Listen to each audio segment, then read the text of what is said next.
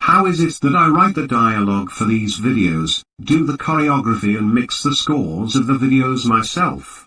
I post them and I see the viewing numbers are low, yet many times, especially lately with the uprising not only in our country but even worldwide, is reacting to the advice I had given in the videos. With that said, I have to ask, why are the members of the Black American community still raging and demanding attention to racism? I had advised that you all set down these issues of your ancestors' oppression during the time of slavery. It is technically not your fight. Now those who have personal issues of experiencing racism, you should have realized that there were larger issues than just one rising up to take the stage of a revolution. Because none of you heeded my warning and joined together as a country oppressed by its government, you have failed us all. You have failed yourselves by becoming hypocrites, and many of you still committing acts of violence that is fueled by racism against many other cultures than just white people.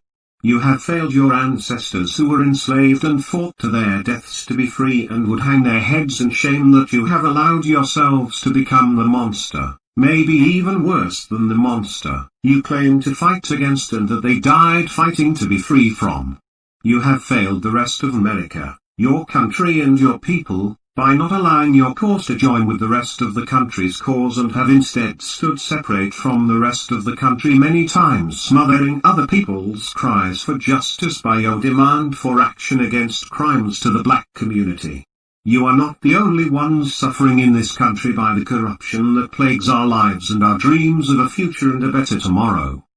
The Mexican community, for one, who have suffered legal, political and, because of them, social injustice upon not only themselves but their families and their American dreams of a better future.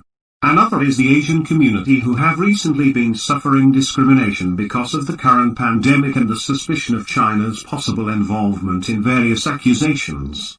They are a people suffering worldwide racism from many different cultures because of the actions taken by their government. As our forefathers had said when this country was built, we must stand together as one nation, one people, indivisible, against the tyranny regime that oppresses us all. For a country that is divided is a country that is destined to fall. Only through unity can we ever hope to achieve prosperity and the American dream. There is a point of overkill, and that point when you have taken too much and are going too far. The subjects of the Confederate history, though they were associated and supported slavery, unless their ideals and beliefs directly affect or influence our laws and our lives today, then you should not attempt to abolish them like this. Removing them from the historical records is removing a part of the events that made this country what it has become. Smudging that from our records would be no better than the police who smudged some of you out there that have experienced this, the evidence and reports, so that the courts believed events and conversations that were not true and cost you the conviction or career that has kept many of us from achieving greater outcomes in life we all knew we were capable of if we had not been denied the chance. So I ask you once again before it is too late. Put down the issues of racism and justify the violence. We have heard you, but your anger has blinded you to see the suffering of those outside of the black community. We are your allies, joined by a bond of mutual oppression from the system. Let your ancestors' spirits finally lay to rest in peace and join the country that is your people today. Rise against the regime that seeks to command and control all of our lives to serve the benefit of their lavish comfort as they rule over us with an iron fist. For we all are brothers in this struggle. As an American once said, I have a dream. So let us do what Americans do and make that dream become reality. And to those in Seattle that are holding up in City Hall, ignore the last message. You all have done well. Who would have ever thought Antifa, a known white supremacist supported and run organization, would even be capable of teaming up with the Black Lives Matter organization? You are an example of not only that personal issues over our own ways of belief can be overcome in the face of oppression, and validates the seriousness of it. If it is so bad that people are willing to vote this far to take these extreme of measures, then maybe it truly is time for revolution.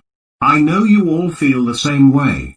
For a short time that is what the whole country was saying before the government squashed the media's control over their airwaves and began funneling this left-wing support of the president's ideals without placing his name in them because it would stir up more anger.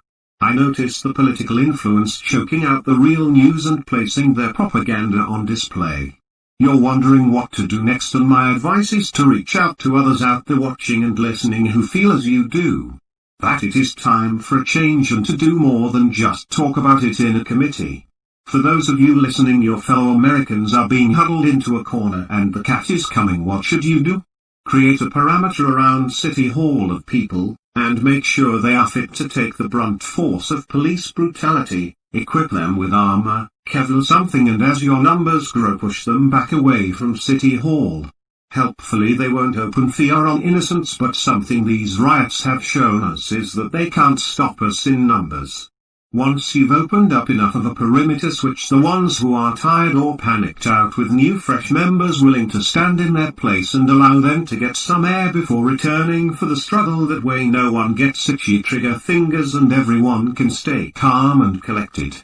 I would suggest searching the City Hall archives for the amendments and bullshit laws that allow and support the corruption that we have experienced and eliminate it. I know that the political infrastructure is supported by bipartisan legislation and red tape that protect environmentally hazardous corporations to continue their schemes off the radar, sometimes by these red tape laws. There should be records of them there.